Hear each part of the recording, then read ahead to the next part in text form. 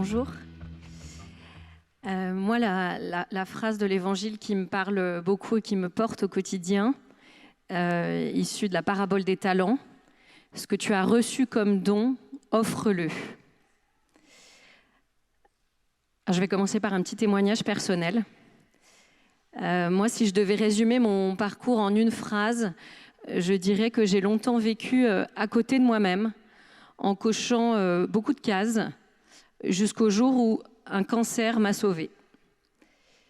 Voilà, j'ai grandi avec un besoin de plaire, de répondre aux attentes, et particulièrement celle de mon père. Alors, quand j'ai été acceptée à Dauphine, après mon bac, en finance, j'ai dit oui. Et pourtant, je détestais les chiffres. Mais refuser Dauphine, c'était tout simplement pas envisageable.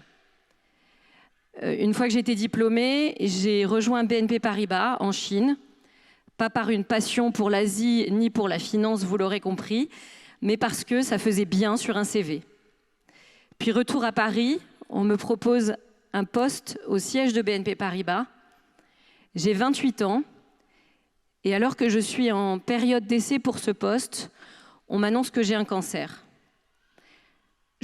Je vis cette épreuve comme un simple obstacle à franchir. Je continue de travailler, je cache ma maladie, même pendant la chimio et la radiothérapie. Pourquoi ? Parce qu'on est en 2008, je suis en période d'essai, c'est la crise des subprimes et j'ai peur de perdre mon job.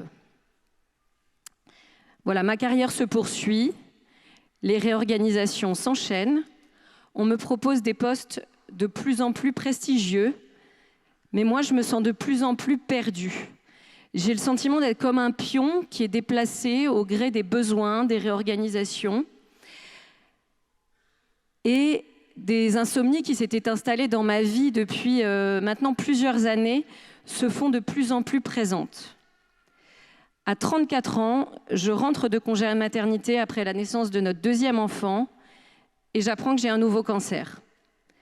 Ce n'est pas une rechute, c'est un autre cancer, agressif cette fois. Alors évidemment, j'ai très peur et je ressens d'abord une colère contre Dieu.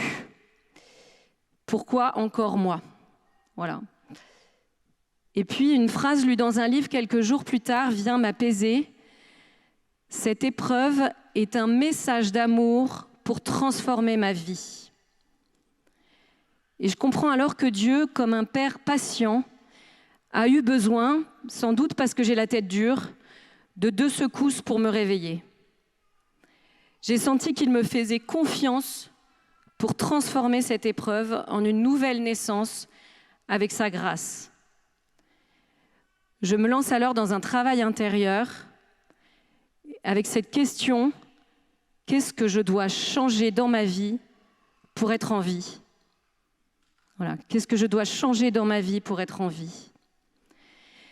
Et alors je consens à descendre comme dans un samedi saint personnel dans les abîmes de mon histoire. Petit à petit, et je n'ai pas fait ça toute seule, avec l'aide de personnes de confiance, je prends conscience des liens qui m'enchaînent. La peur du regard des autres, la culpabilité, la croyance que l'amour se mérite, et tant d'autres. Petite parenthèse, c'est encore un travail d'aujourd'hui. C'est-à-dire que je continue d'être en chemin sur ces sujets-là. Ça ne se résout pas comme ça. Et moi, pendant cette période, alors la working girl, j'ai du mal à accepter de ne pas travailler. Mais mon mari me rappelle que ce travail intérieur, c'est finalement le plus important de ma vie. Et aussi le plus engageant.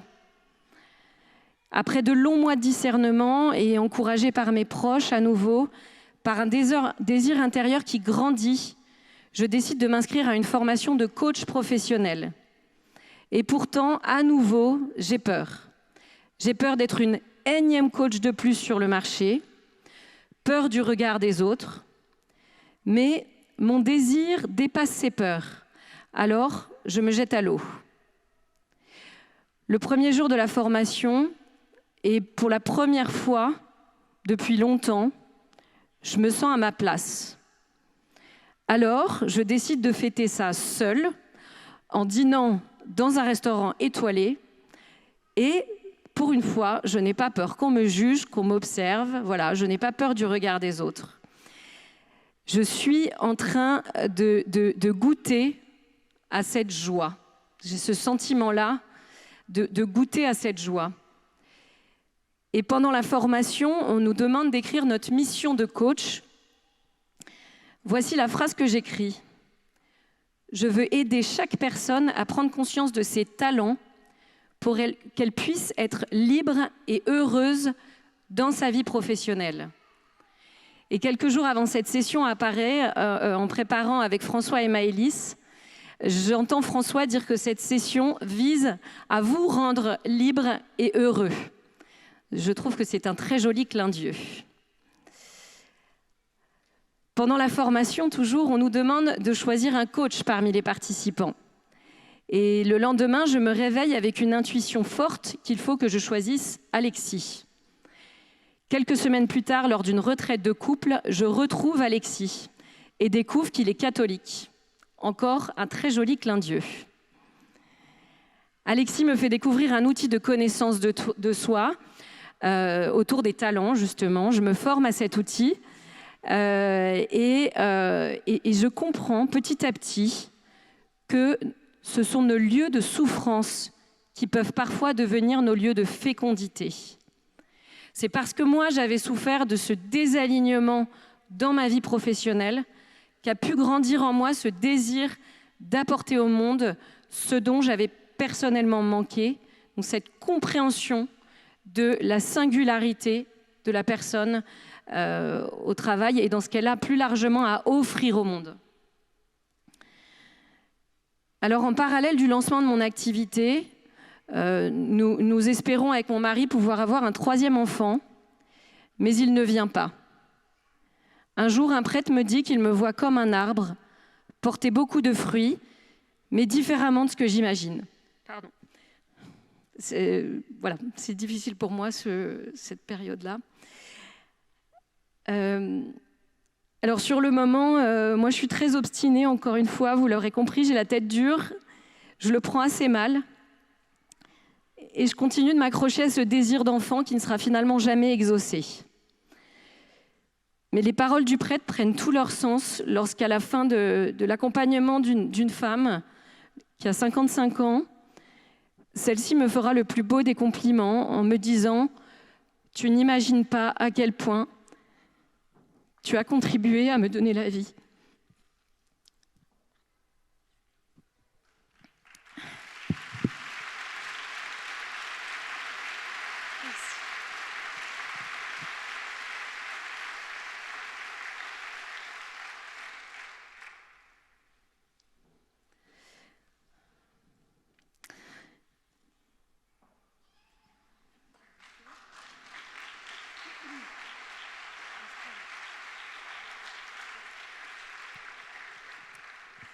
Merci de votre patience.